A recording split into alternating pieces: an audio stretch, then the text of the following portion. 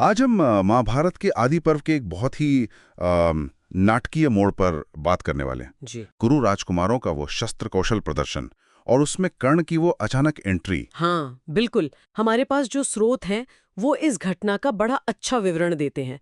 कैसे द्रोणाचार्य ने ये पूरा आयोजन किया, राजकुमारों ने क्या-क्या दिखाया। और फिर कैसे कर्ण ने आकर मतलब सबको चौंका दिया। तो चलिए आज इसी घटना को जरा गहराई से देखते हैं कि हुआ क्या था और इसके मायने क्या थे। हाँ, और ये समझना जरूरी है कि ये सिर्फ एक स्किल दिखाने का मौका नहीं था।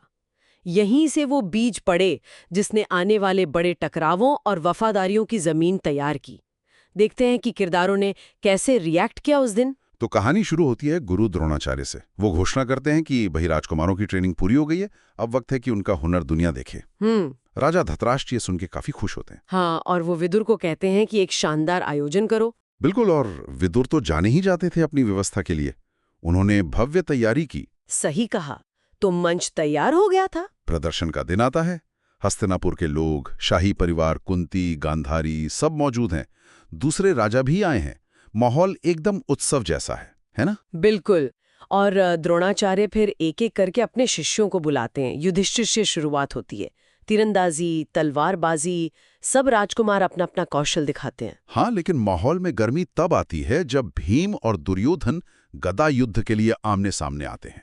उनका लड़ना सिर्फ एक खेल नहीं लगता। नहीं, बिल्कुल नहीं। वो पुरानी दुश्मनी साफ झलकती है। विदुर तो धृतराष्ट्र और गांधारी को इसका आंखों देखा हाल सुना रहे होते हैं। और स्थिति इतनी बिगड़ जाती है कि द्रोणाचार्य को बीच में पड़ना पड़ता है। हाँ, वो अश्वत्थामा को भेजते हैं लड़ाई रुकवाने के लिए। जी, इससे पता चलता है कि भाइयों के बीच तनाव कितना ज्यादा था पहले से ही। माहौल थोड़ा शांत करने के लिए फिर द्रोण अपने सबसे प्रिय शिष्य अर्जुन को बुलाते हैं।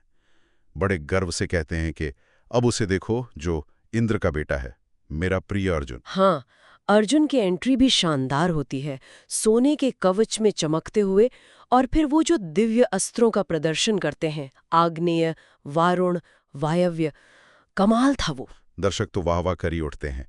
कहते कुंती भी बहुत भावुक हो जाती हैं अपने बेटे का ये पराक्रम देखकर। ये अर्जुन की श्रेष्ठता स्थापित करने का पल था। द्रोण ने उन्हें महानायक की तरह पेश किया और कुंती की प्रतिक्रिया, उसमें शायद सिर्फ माँ का गर्व नहीं था, कुछ और भी एहसास रहे होंगे। बिल्कुल। खैर, जैसे ही अर्जुन का प्रदर्शन खत्म होता है तभी मंच पर एक और योद्धा आता है, सूर्य की तरह तेजस्वी, जन्मजात स्वर्ण कवच और कुंडल पहने हुए। ये कर्ण थे। कर्ण का आगमन बहुत नाटकीय। वो आते हैं, गुरुओं को प्रणाम करते हैं और फिर सीधा अर्जुन को चुनौती। हाँ, कहते हैं पार्थ, तुमने जो किया है मैं उससे बेहतर कर सकता हूँ। ये बहुत बड़ी बात थी। सीधा सीधा अर्जुन की उस श्रेष्ठता को चुनौती जो अभी अभी स्थापित हुई थी। दुर्योधन तो जैसे इसी पल का इंतजार कर रहे थे। वो तुरंत कर्ण की तरफ आकर्षित होते हैं। बिल्कुल, उन्हें अर्जुन का एक प्रतिद्वंदी मिल गया था। द्रोण थोड़ा हिचकिचाते हैं पर अनुमति दे देते हैं। और कर्ण वो अर्जुन के सारे करतब दोहराते हैं, बल्कि कुछ मामलों में तो उनसे बेहतर करके दिखाते हैं। जी, दुर्योधन और उसके भाई खुशी से उछल पड़ते हैं। वो कर्ण को गले लगा लेते हैं। अर्जुन ये चुनौती स्वीकार करते हैं, वो तैयार हैं द्वंद्व के लिए। लेकिन तभी कृपाचार्य बीच में आ जाते हैं। वो नियम याद दिलाते हैं कि राजकुमार किसी सामान्य योद्धा से द्वंद्व नहीं कर सकता, बराबरी का मुकाबला होना चाहिए। और वो कर्ण से उनका वंश, उनका कुल पूछते हैं। यहीं पर कहानी एकदम से बदल जाती है।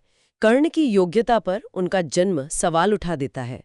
उनका चेहरा उतर जाता है, अपमानित महसूस करते हैं वो। लेकिन दुर्योधन वो इस मौके को हाथ से जाने नहीं देते। वो आगे आते हैं।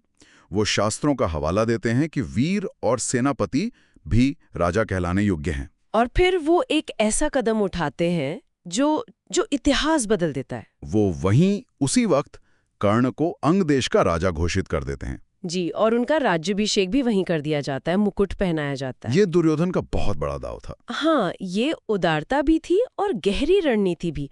उन्होंने न सिर्फ कर्ण को उस मुश्किल स्थिति से बचाया, बल्कि अर्जुन के खिलाफ एक बहुत ताकतवर और हमेशा के लिए वफादार साथी भी बना लिया। कर्ण अभिभूत हो जाते हैं। वो दुर्योधन को अटूट मित्रता का वचन देते हैं। और ये दोस्ती ये आगे चलकर कुरुक्षेत्र का एक अहम हिस्सा बनती है। कहानी यहीं खत्म नहीं होती। तभी कर्ण के पालक पिता सारथी अधिरथ वहां आते हैं। वो कांपते हुए, खुशी और शायद डर से मिले जुले भावों के साथ कर्ण को गले लगाते हैं।